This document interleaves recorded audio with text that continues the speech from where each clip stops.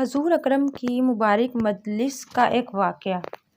ایک مرتبہ نبی کریم اور حضرت ابوبکر صدیق، حضرت عمر فاروق اور حضرت عثمان غنی رضی اللہ تعالیٰ عنہ، یہ بزرگ حضرات صحابہ حضرت علی رضی اللہ تعالیٰ عنہ کے مکان میں تشریف لے گئے تو اس مبارک مجلس میں سرور کونین اور چاروں خلفائے راشدین موجود ہیں۔ حضرت علی اور ان کی زوجہ محترمہ حضرت فاطمۃ الزہرا رضی اللہ تعالیٰ عنہ ان معزز مہمانوں کی خاطر تواضع کرنے کے لیے ان کے پاس جو سب سے بہترین چیز تھی وہ پیش کی۔ ایک شہد کا پیالہ، وہ خوبصورت اور چمکدار پیالہ تھا۔ اتفاق سے شہد کے پیالے میں ایک بال گر گیا۔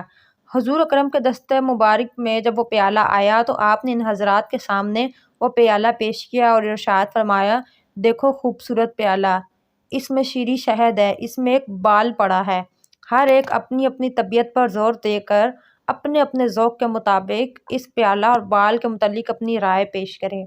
حضرت ابوبکر صدیق نے فرمایا، اللہ کے رسول، میرے نزدیک مومن کا دل تشت سے زیادہ روشن اور چمکدار ہے، اور اس کے دل میں جو ایمان ہے وہ شہد سے زیادہ شیریں ہے، لیکن ایمان کو موت تک حفاظت کر کے لے جانا بال سے زیادہ باریک ہے۔ حضرت عمر فاروق کے سامنے جب وہ پیالہ آیا تو حضرت عمر نے فرمایا، یا رسول اللہ، حکومت اس تشت سے زیادہ چمکدار اور روشن ہے، حکمرانی کرنا یہ شہد سے زیادہ شیریں ہے، لیکن حکومت میں عدل و انصاف کرنا بال سے زیادہ باریک ہے۔ حضرت عثمان غنی نے فرمایا، یا رسول اللہ، میرے نزدیک علم دین تشت سے زیادہ روشن ہے، اور علم دین سیکھنا شہد سے زیادہ شیریں ہے، لیکن اس پر عمل کرنا بال سے زیادہ باریک ہے۔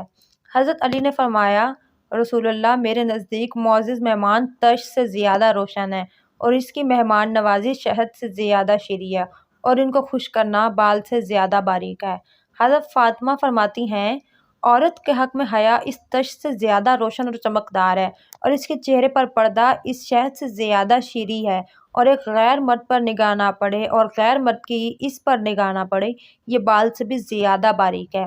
حضور اقدس نے فرمایا، اللہ کی معرفت تشت سے زیادہ روشن ہے۔ اس کے بعد فرمایا، معرفت الہی سے آگاہ ہے جانا اور معرفت الہی حاصل ہو جانا اس شہد سے زیادہ شیریں ہے، اور اللہ کی معرفت کے بعد اس پر عمل کرنا بال سے زیادہ باریک ہے۔ حضرت جبرائیل علیہ السلام تشریف لائے، فرمایا، میرے نزدیک راہ خدا یعنی اللہ کی راہ تشت سے زیادہ روشن ہے، اور اللہ کی راہ میں اپنی جان و مال قربان کرنا، جہاد کرنا شہد سے زیادہ شیریں ہے۔ اور اس کے بعد فرمایا، اس پر استقامت یعنی موت تک راہ خدا میں چلتے رہنا بال سے زیادہ باریک ہے۔ اور اللہ تعالیٰ فرماتے ہیں کہ جنت اس تشت سے زیادہ روشن ہے، اور جنت کی نعمتیں اس شہد سے زیادہ شیریں ہیں، لیکن جنت تک پہنچنے کے لیے پل صراط سے گزرنا بال سے